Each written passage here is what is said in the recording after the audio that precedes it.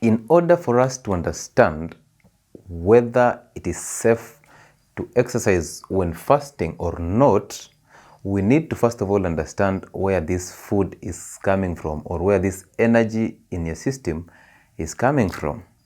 And we cannot understand how these two are related without knowing the mechanisms under which the body stores and then utilizes energy. So before that, what are the myths that definitely most of you have heard from either your gym trainer or even in the healthcare system? Number one, that breakfast, and specifically morning breakfast, is the most important meal of the day. That is a waste of time.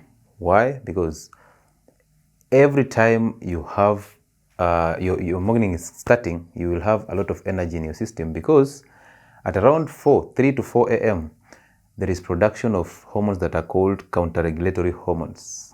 The cortisol, the glucagon, the adrenaline, and testosterone sometimes. Okay? So we will start to wonder, how does the body know it's 3 a.m. or it's 4 a.m. to start producing these hormones? Of course, there is a biological clock that the body follows, the circadian rhythm. So at that moment in time, the body produces these hormones, and the work of these hormones is just to break down, actually they instruct the liver to break down the glycogen stores, okay, the glucose storage form, that is glycogen in the liver, to turn that glycogen into glucose and then pump this glucose into your system so that you start preparing for the day. And therefore, most of you know you do not wake up hungry in the morning. Most of you just take breakfast, the morning breakfast, because that is what you've been accustomed to. You grew up in a family that used to take this morning breakfast, so you got accustomed to. So morning breakfast is not as important as they put it. Number two, that anytime you feel low energies in the system, you have to snack. That snacks will boost your energy. So you'll either take those nuts, you'll either take a pack of biscuits, or even potato crisps to just boost your energy. That's a lie. That's basically you being an addict of carbohydrates and simple carbohydrates because of insulin resistance.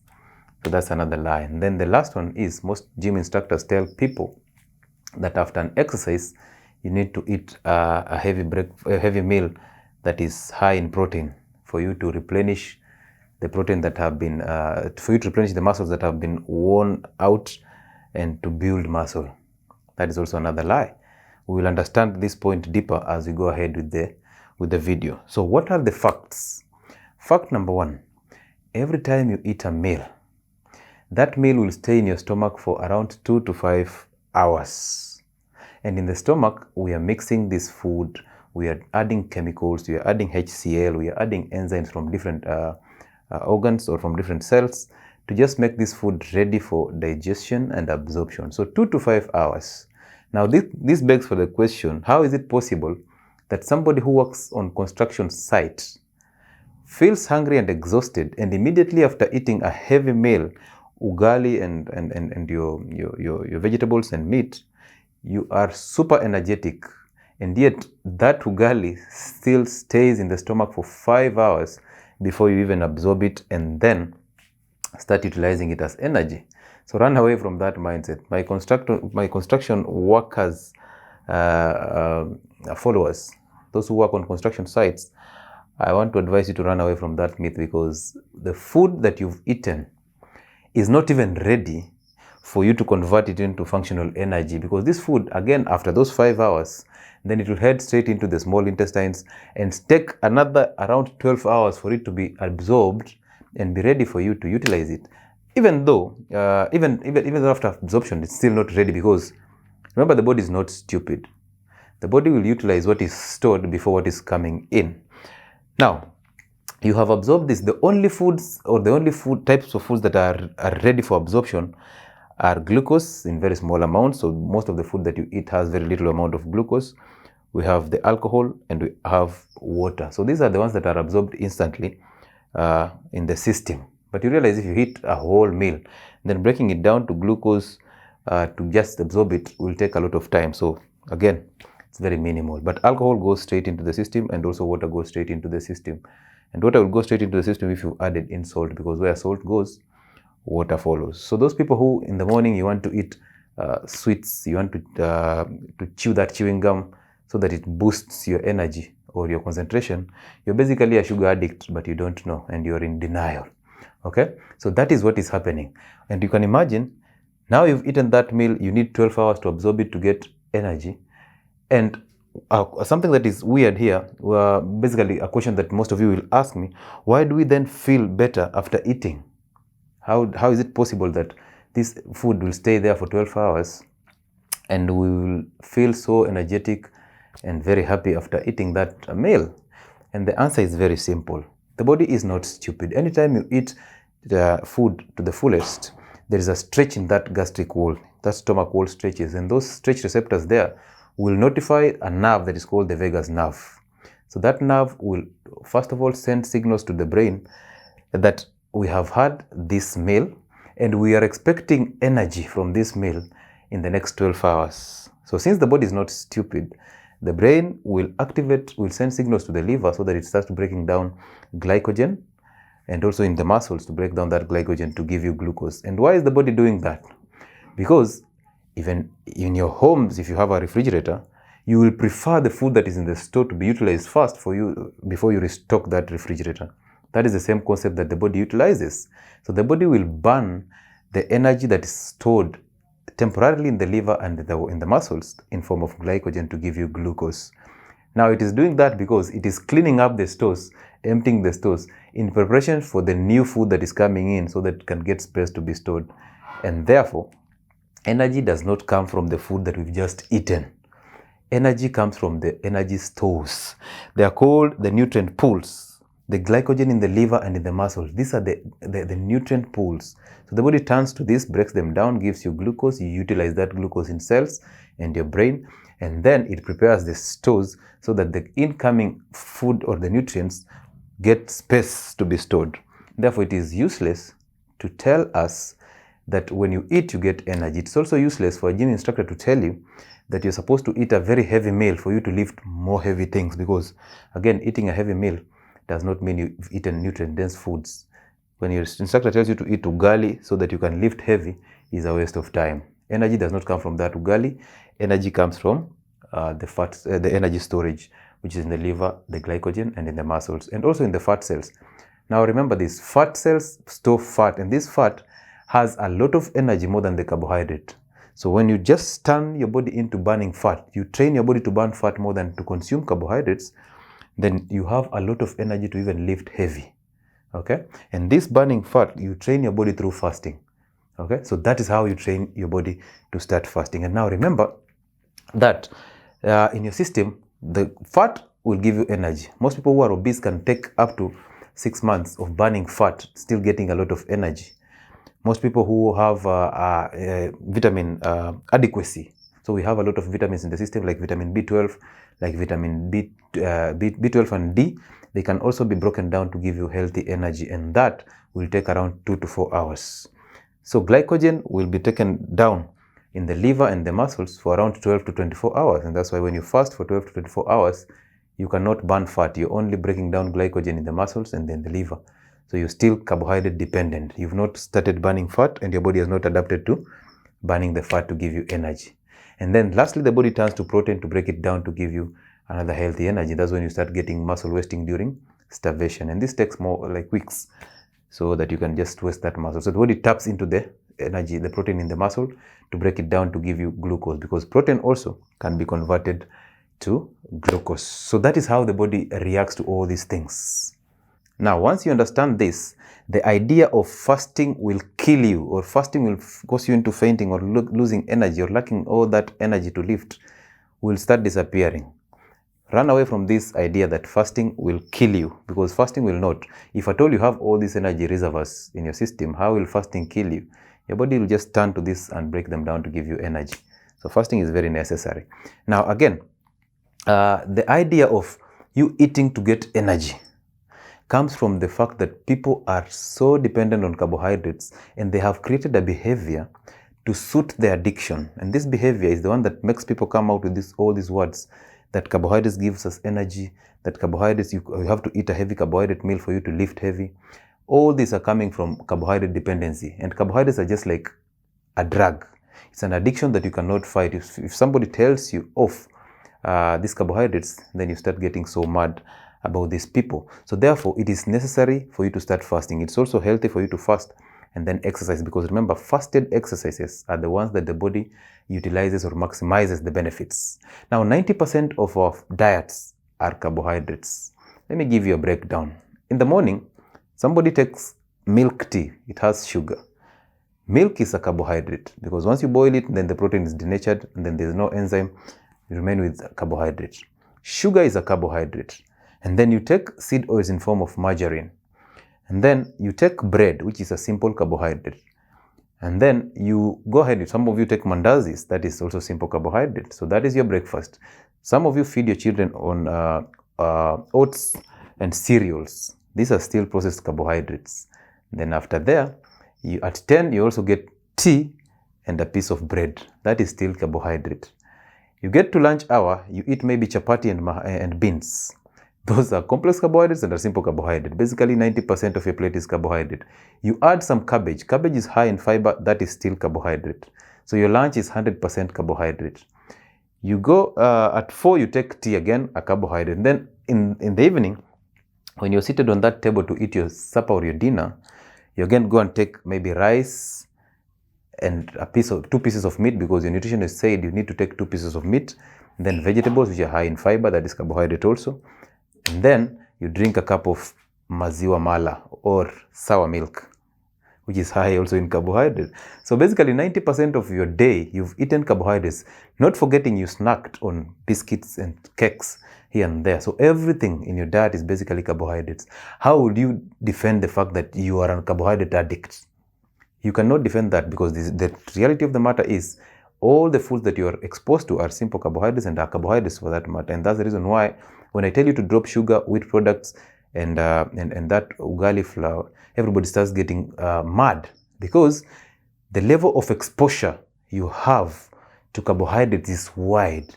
For instance, you go in a party and there is a buffet, and that buffet has biryani, it has brown rice, it has white rice, it has pilau. These are 4 different types of the same thing. But somebody is telling you to consume beans, to consume sweet potatoes, butternuts, and arrowroots. 4 different carbohydrates, but you see this is very narrow, and you want the broad, which is just one thing but different, which occurs in different forms. So that is how our minds have been captured, and that is how we've been brainwashed to think that carbohydrates are the only foods. And then somebody comes in and tells you, 1, fruits are healthy because they have nutrients and they have vitamins. 2, sugar is not the problem, as long as you take it and start walking and be involved in activities. And 3, wheat is not the problem, as long as you regulate how much you eat. And somebody tells you portions.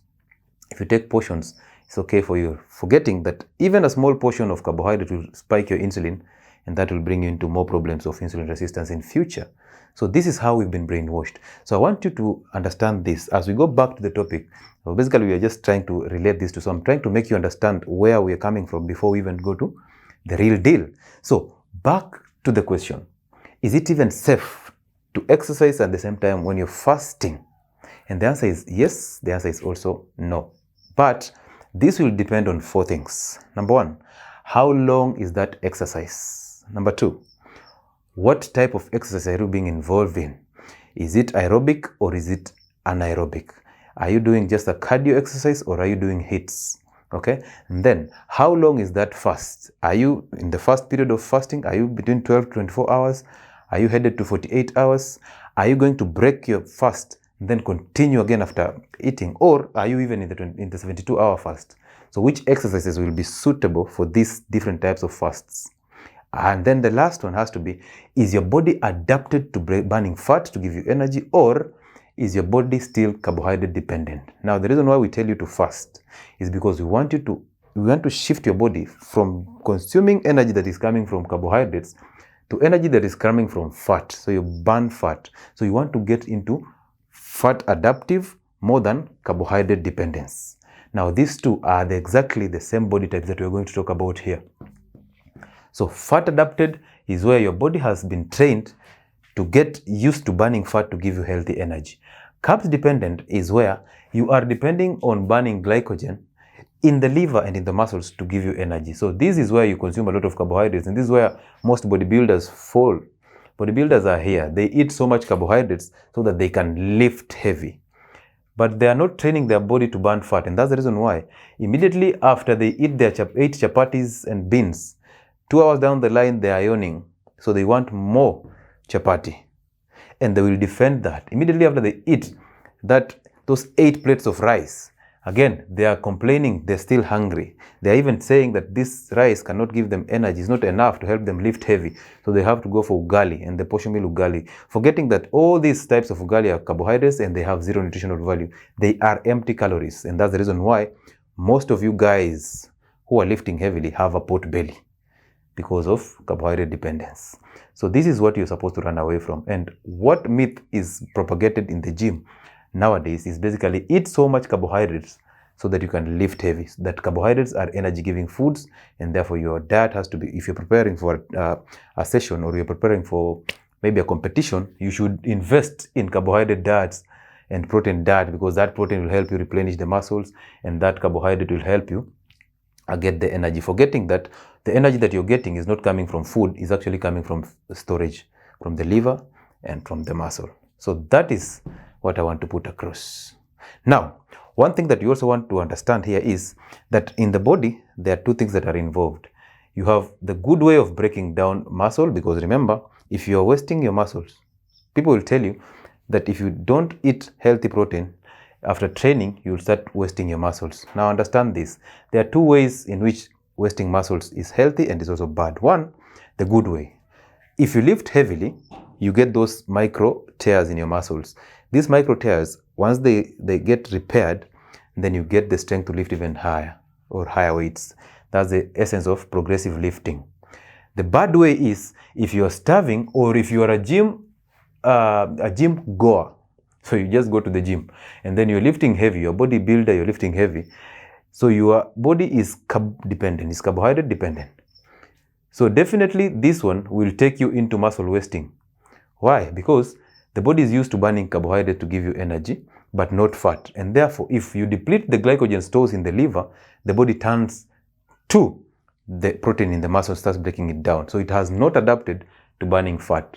But if somebody has been training and fasting at the same time, then their bodies have adapted to fat. So they burn fat more than they burn glycogen.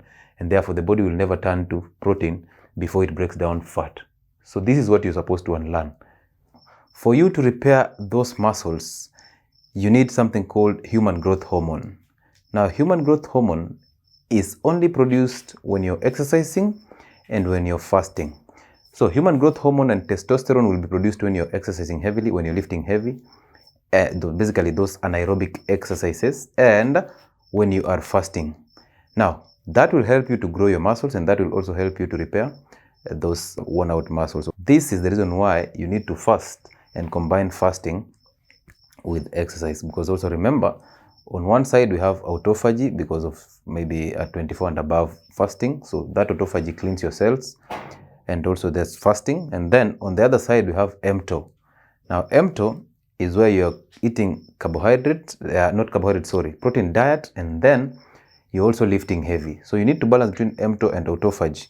So autophagy will give you testosterone and growth hormone, and then lifting will give you that muscle tear.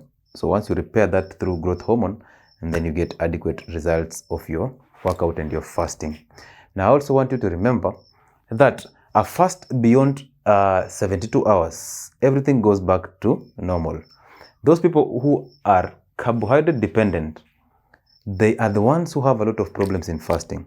But before I even talk about the 72 hour, I want you to know between 12 and 24 hour fasting, this is the time when you need to replenish your protein. So if you've been fasting for 12 up to 24 hours and then you want to go to the gym and exercise, that is the right time for you to now consume, after the workout, you consume protein, because that protein will be utilized to repair those muscles. But remember, if you do not consume any protein diet at this moment in time, the body will not have an option. So it will turn to muscle protein to start breaking it down to give you energy, and that will cause muscle wasting. So only people who have fasted beyond 12 hours or 12, 16 and 24 hours, those are the ones who are supposed to consume protein after the workout.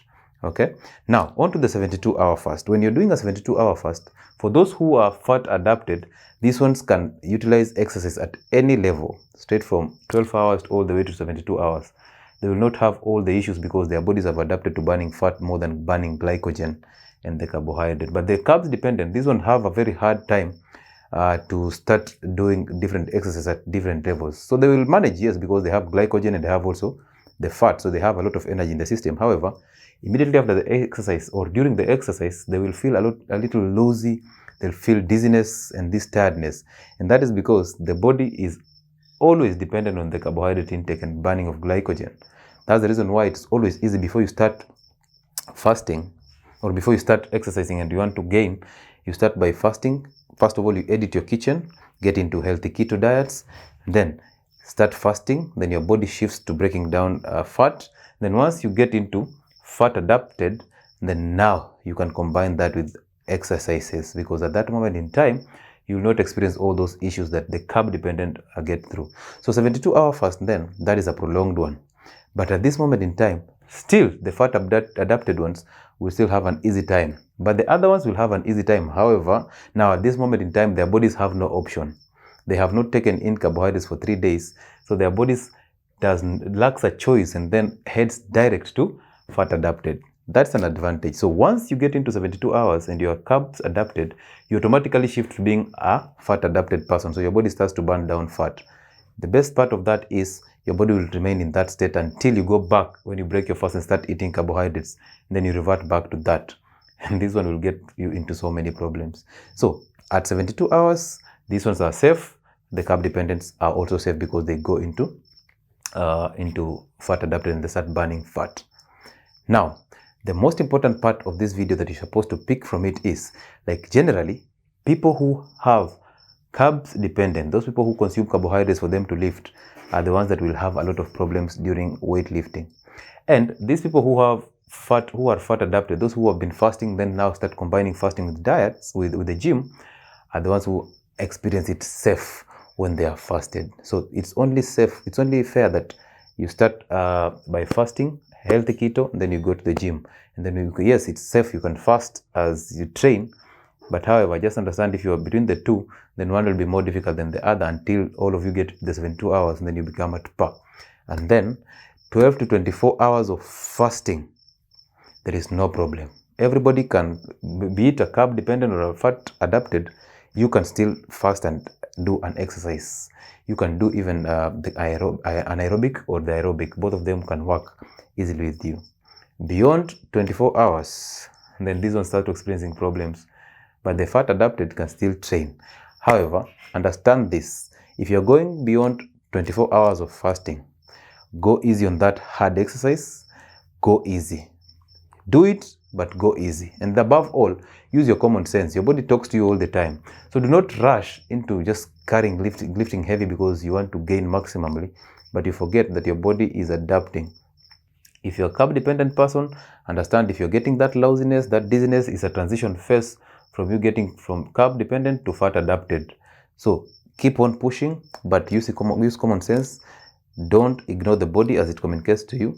Then if you're having a long or prolonged periodic fast, take keen on the diets that you'll eat after that. Once you break the fast, and I've taken you through how you break a fast, don't just break a fast to spike your insulin levels to take you back to carbs dependent. So yes, it is safe for you to fast and train. However, everybody can train between 12 to 24 hours of fast. If you're going for 48 hours of fast, then make sure you are fat adapted before you even start pushing your exercise through that. That is how you relate exercise and fasting, and that's how you balance between mTOR and autophagy and then get maximum benefits from that. But just know this, fasted exercises are the ones that you benefit maximally.